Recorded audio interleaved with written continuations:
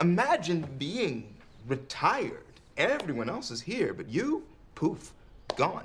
Nothingness, inky, black void, done. Okay, I'll think about that.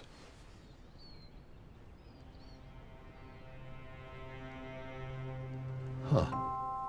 So, you're saying I would be... No. Me?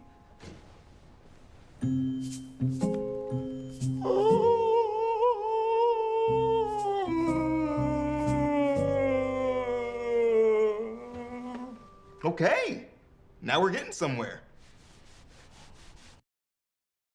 What happens when you die? You're lying if you say that you've never thought about it.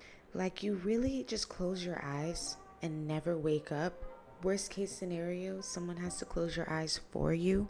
What is this thing that happens to literally every single one of us? Why does it happen, and what happens after? Do we come back? Is it just lights out forever?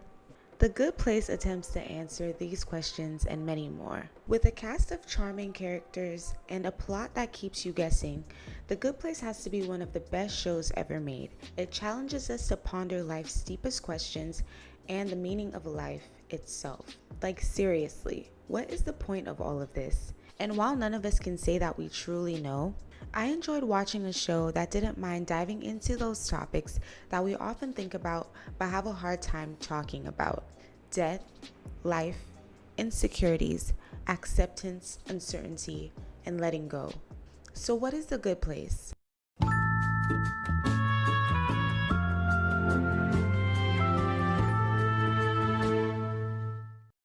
The Good Place is a critically acclaimed television series created by Michael Schur. It originally aired on NBC in the United States and is also available for streaming on Netflix. The show follows the afterlife adventures of young woman Eleanor Shellstrop, played by Kristen Bell, who dies and finds herself in a seemingly utopian afterlife known as the Good Place.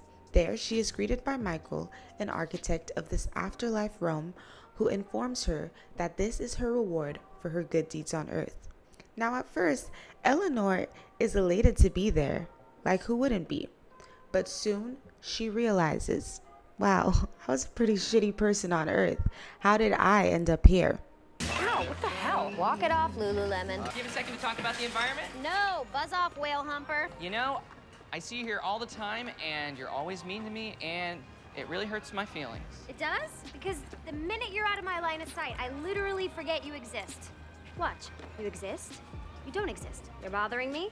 Don't care if you died. See? Now, she comes to believe that she has to have been involved in some mix-up, but the reality is a lot more complicated than that, because we come to find out that the Good Place isn't really the good place.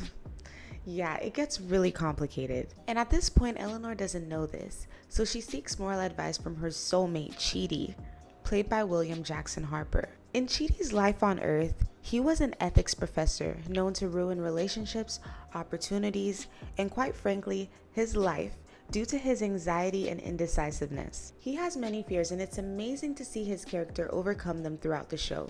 I also feel his character gives the most insight to why the point system is so flawed, which we'll talk about a little bit later. Shut up!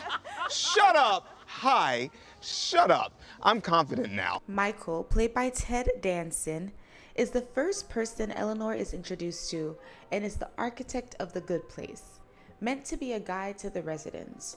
At first, he seems like a nice guy, almost like God to Eleanor. And as you know, if you watch the show, he turns out to be in on making Eleanor's afterlife torturous. Now, as the show progresses, he undergoes his own transformation. Tahani Al-Jamil, played by Jamila Jamil, is an elegant and sophisticated philanthropist who can't stop name-dropping and seeking outside validation. You know, I haven't been this upset since my good friend Taylor was rudely upstaged by my other friend Kanye, who was defending my best friend, Beyonce. She is deeply insecure, and we see evidence from her life on Earth that she went through every situation in life with that sense of insecurity. She develops complex relationships with other characters in the show and has her own journey of personal growth. Jason Mendoza, played by Manny Jacinto, is portrayed by an impulsive idiot who just happens to be an above average dancer. His growth is slow and steady, but the final season really takes him through a period of transformation that is amazing to watch. The fact that he was the first to make a decision to leave and see what's after the afterlife shows a level of emotional maturity that I always kind of knew that he had. While there may be downsides to impulsivity, there's also something about the way that he didn't really think much that I found to be pretty cool. Janet, played by Darcy Carden, is an artificial intelligence entity who serves as a source of information, provides assistance to the residents of the Good Place, and is knowledgeable and helpful. She too has her own evolution throughout the series as she grows to develop a sense of self, have emotions, and questions her own existence. Her memory's still being rebooted because, someone murdered her. Janet, could you please locate the file for an Eleanor Shellstrop born in 1982? Yes. Phoenix, Arizona, USA. Sure. Anything else? No, Janet, this is actually a cactus. This might take a while. One of the main philosophical questions from the beginning of the show is, why should we even bother doing good things? Because we see how the point system makes it so that intention doesn't even matter and a seemingly good deed can have horrible outcomes. These days, just buying a tomato at a grocery store means that you are unwittingly supporting toxic pesticides, exploiting labor, contributing to global warming. Humans think that they're making one choice, but they're actually making dozens of choices they don't even know they're making. So, what does it even mean to be good? Well, according to The Good Place, being a good person means embodying certain moral characteristics and engaging in actions that prioritize the well-being of others. Some examples of these actions include acting selflessly, showing empathy and compassion, committing to personal growth, taking responsibility for one's actions, valuing and nurturing relationships, and promoting justice and fairness. Now, the show suggests that being good extends beyond personal gain or rewards in the afterlife. In fact, the point system is set up in such a way that if people know that their good deeds will get them into the good place, it cancels out all of their good actions. The Good Place makes it known over and over again that we shouldn't do things for a reward, but simply because it is the right thing to do. In addition, the show suggests that being good leads to inner fulfillment and happiness, leaving a positive impact on others and fulfilling our ethical responsibility. But usually, this answer doesn't suffice. People want to be good, but when bad things happen, we might question, why were we even good in the first place? Like, why did I let that person in front of me on the Starbucks line just so that they could order the entire menu? Now I'm late for my shift. We see this all the time in modern society, where people go through life questioning why bad things happen to good people, almost like there is no point to being good unless there is a reward out of it. And we see how even in the afterlife, the good people who went to the good place ended up in a situation that stopped feeling like paradise. So really, where is the reward? Now, when Eleanor and gang make it to the good place, it wasn't the reward they thought they were going to receive. Most people would be annoyed to find that they did all of that for no reason. But the reason why Eleanor and her friends were able to change the good place and make it into a more rewarding afterlife experience was because of the series of challenges that they had been facing all along. Just think about it. On paper, this is paradise. All your desires and needs are met, but it's infinite. And when perfection goes on forever, you become this glassy-eyed mush person. The people in the good place were given everything they could possibly request. They lived in what seemed like paradise, but they were not happy and basically turned into zombies. They started to become numb because their every desire was just handed to them. It's such a weird concept being good, because as humans, we really do have a general understanding of what it means to be a good person. No matter what language we speak, at least for the most part, whether you've helped someone in need, comforted a friend, adopted a pet, or cleaned up garbage in your neighborhood, we all know the feeling of putting out good into the world and feeling the reward in which you cannot see. The reward that is felt in a change in energy. Yes, the good place had all of the magic imaginable. But with nowhere to direct it other than towards the self, it became less fulfilling very quickly. The afterlife, especially the reward or punishment that it comes with, is a thought that undoubtedly plagues the mind of most people. If Christians are right, if you believe in God and follow his ways, repenting when necessary, you will be rewarded with heaven.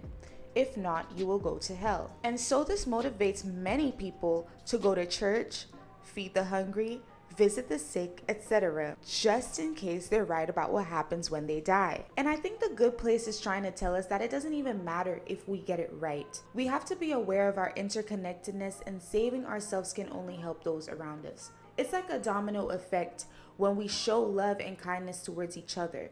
In the final season, we see all the characters move on from The Good Place, and it seems as though Eleanor's essence is still supporting Michael during his time on Earth. I found this article on GQ India suggesting that the point of us being good is because it just makes the world a better place, and that this scene represents Eleanor choosing to allow her essence to return to the universe. Because she has allowed herself to experience personal growth, and now her essence is all that is good. Her essence lives on, in this case, in the form of gut feelings that push us to do the right thing. Because we see as her light touches the man, he has the urge to want to bring the mail to the rightful recipient. I thought this was a really beautiful way of seeing it. So let me know what you guys think down in the comments. And if you're enjoying this video so far, please be sure to give it a thumbs up, share it with somebody, and leave a comment down below. In the final season of The Good Place, Eleanor is put to the test when Chidi is ready to leave The Good Place and she isn't. Janet and Jason experience something very similar, but Janet understands that she needs to let Jason go. It might have a little bit of something to do with the fact that she is an AI. We see Eleanor grappling between being selfish and doing everything she can to keep Chidi around, and realizing that maybe he's just ready to go and that she needs to allow him to do what's best for him. And this is very similar to the way a lot of us handle loss or separation, whether it's a breakup, sending off a child to college, moving away from your best friend, or knowing that a loved one is close to transitioning. It's not easy to say goodbye, even when we know it's for the best. True love is seeing what's best for the other person and embracing it regardless of how it may affect us on the individual level. It's wanting peace and freedom for the other person even though you yourself may be feeling insecure. And by allowing Chidi to go, we saw how Eleanor was able to free herself as well. And let's not forget, Chidi literally spent all his time in the good/bad place, helping Eleanor become a good person, encouraging her, teaching her ethics, and always being honest. Let's face it, Chidi was a great person in general. He just couldn't make decisions to save his life, literally. But the way he loved and cared for Eleanor was selfless and special. Like the time when Chidi decides to have his memory erased so that they could try the experiment once more. Both him and Eleanor are making a sacrifice for the betterment of the entire group. The characters, more and more as the show progresses, choose to be good to each other. True love is a running theme throughout the show, and it gets quite emotional sometimes. Like with Tahani and her sister and the effort they end up putting into understanding each other's trauma. Tahani learns to accept that her and her sister were experiencing very similar feelings. Both of them were actually quite self-centered, probably due to the constant competition they were in as children. As a result, it was hard for them to see the other was also hurting. We see true love between the sisters in the way they were able to see and accept each other. And another thing that I wanted to add to this was Eleanor and her mom's relationship, because Eleanor had so much resentment towards her mom. We saw it all throughout the show that Eleanor felt like she didn't have the best parents, which she didn't. Don't be sad. Honestly, I'll get kind of annoyed if you do get sad, because it's been a very long day, and that bitch Carol from work was really on my ass about some stupid thing that I don't even know what it was. And losing a parent. Eleanor, mommy's here, baby. Oh, then who is this tall drink of wine? This is my boyfriend, Sam. Sam, this is my mother. Sister. Oh, it's not gonna work. It's my ex-husband's funeral. Thanks for blowing my cover, Doug. As Eleanor grows, she gets to go back to Earth and she sees her mom, and she still is carrying those feelings of resentment towards her to the point where she feels like her mom is probably trying to scam the man that she's with. But Eleanor comes to the realization with the help of Michael that her mom really has changed. And yeah, her mom was definitely trying to plan an escape, but it was because of fear. And Eleanor ends up using all of what she's learned to help her mom to maintain her healthy relationship, maintain the place that she is at in her life, because clearly she is happy and Eleanor wants that for her, regardless of what their past may have looked like. Our interconnectedness isn't often spoken about, but I'll argue that it remains the most important part of our existence. Time and time again in The Good Place, we see that humans who were put in a place to torture each other and create their own personal hell cannot help but love and be there for one another. And it's truly amazing to see their growth over the 4 seasons. Eleanor goes from being selfish to selfless. Chidi is able to know what's right for him and walks through the door with absolutely no problems. Tahani heals her insecurities and self-image. Jason learns how to calm down and understand his impulses. Michael gets to go to Earth and experience life as a human for a chance to be in the good place as well.